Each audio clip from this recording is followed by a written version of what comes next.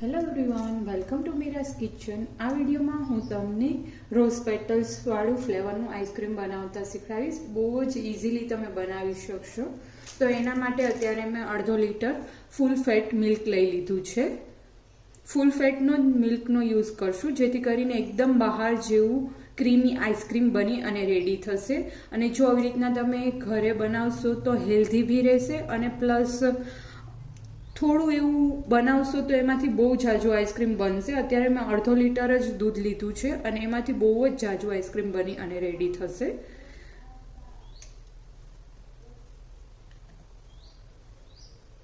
તો એમાં આપણે 2 tablespoon GMS powder add કરી દઈશું.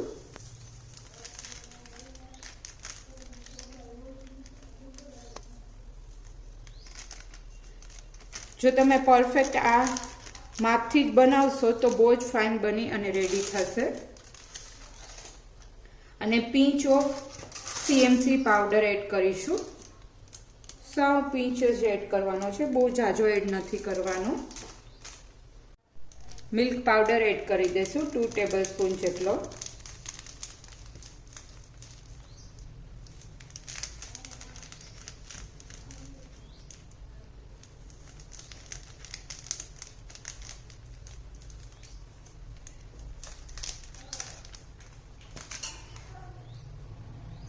કોર્નફ્લોર એડ કરી દઈશું 1 ટેબલ સ્પૂન જેટલું. અને આ બધા પાવડર આપણે રૂમ ટેમ્પરેચર ઉપર જે મિલ્ક હોય એમાં જ એડ કરવાના રહેશે. અત્યારે હું આમાં સુગર એડ નથી કરતી, કેમ કે ઓલરેડી હું આમાં ગુલકંદ એડ કરી અને રોઝ પેટલ્સ વાળું આઈસ્ક્રીમ બનાવીશ, એટલા માટે. જો તમે ગુલકંદ ના એડ કરવાના હોય તો અત્યારે તમારે 8 ટેબલ સ્પૂન જેટલું, અથવા તો બહુ સ્વીટ ના ખાતા હોય તો 6 ટેબલ સ્પૂન જેટલી સુગર એડ કરવાની રહેશે. આને આપણે પ્રોપરલી અત્યારે મિક્સ કરી લેવાનું છે, પછી જ ગેસ ઉપર ઉકાળવા માટે મૂકીશું. તમારી પાસે મિલ્ક પાવડર ના હોય તો તમે એની જગ્યાએ મલાઈનો બી યુઝ કરી શકો, એનાથી બી બહુ ફાઇન આઈસ્ક્રીમ બનશે. મેં આના પહેલાંના વિડીયોમાં મલાઈનો યુઝ કરી અને આઈસ્ક્રીમ બનાવેલું હતું, એ બી બહુ જ ફાઇન બનશે, એકદમ બહાર જેવું જ બની અને રેડી થશે. તો પ્રોપરલી બધા પાવડર દૂધ સાથે મેલ્ટ થઈ ગયા છે. હવે આને આપણે ગેસ ઉપર લઈ લઈશું.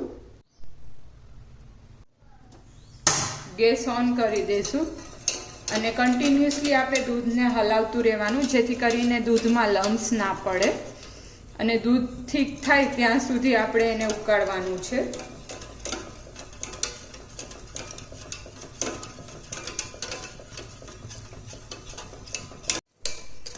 તો આવી રીતના ઉફાણો આવી જશે. 2-3 વાર ઉફાણો આવી જાય પછી ચેક કરી લેશું આપણે ઠીક થયું છે કે નહીં.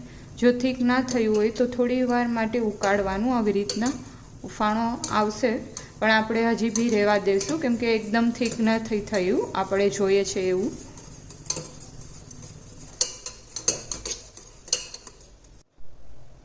તો હવે આપણે ચેક કરી લઈશું. આપ જોઈ શકો છો આવી રીતના સ્પૂનમાં લઉં છું તો આવી રીતના પાછળ ચીપકી જાય છે. આટલું ઠીક થાય એટલે આપણે ગેસ ઓફ કરી દઈશું, કેમ કે હજી આ કૂલ ડાઉન થશે, રૂમ ટેમ્પરેચર ઉપર આવશે ત્યાં સુધીમાં ઠીક થતું જશે. એટલા માટે આ પરફેક્ટ સ્ટેજ છે. અત્યારે આપણે ગેસ ઓફ કરી દઈશું અને આને રૂમ ટેમ્પરેચર ઉપર આવવા દઈશું.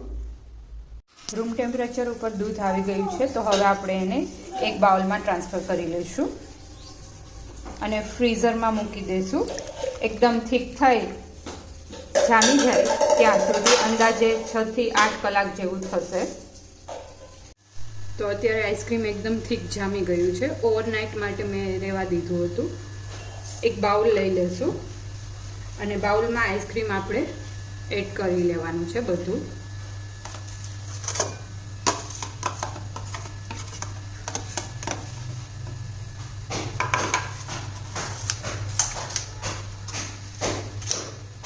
સ્મોલ પીસીસમાં કરી લઈશું, જેથી કરીને બીટ કરતા ફાવે. જો તમારી પાસે અત્યારે ગુલકંદ ના હોય તો તમે રોઝ પેટલ્સ બી એડ કરી શકો. અને જ્યારે આપણે દૂધને ઉકાળ્યું હતું ત્યારે તમારે સુગર એડ કરવાની રહેશે, પણ અત્યારે હું ડાયરેક્ટલી ગુલકંદ મારી પાસે પડ્યું છે તો એ જ એડ કરું છું. એટલા માટે મેં શુગર એડ નહોતી કરી જ્યારે આપણે આઈસ્ક્રીમ દૂધ ઉકાળ્યું હતું ત્યારે. હવે આપણે એમાં ગુલકંદ એડ કરી દઈશું. તમને એકદમ સ્ટ્રોંગ ફ્લેવર જોતી હોય તો તમે વધારે બી એડ કરી શકો.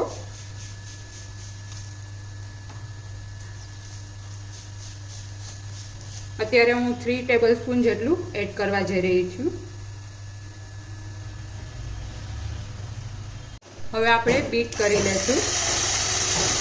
એકદમ ફ્લફી થઈ જશે અને ક્વોન્ટિટી ડબલ થઈ જશે ત્યાં સુધી આપણે બીટ કરવાનું છે. અને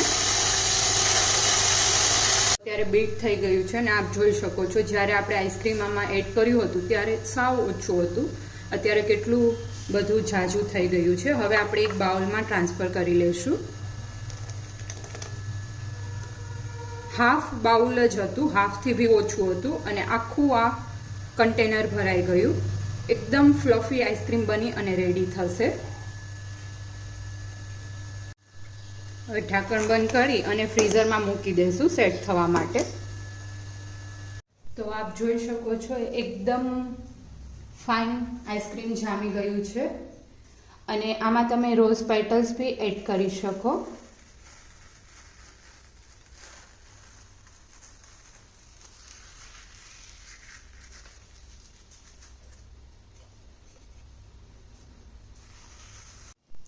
તો રેડી છે આઈસ્ક્રીમ.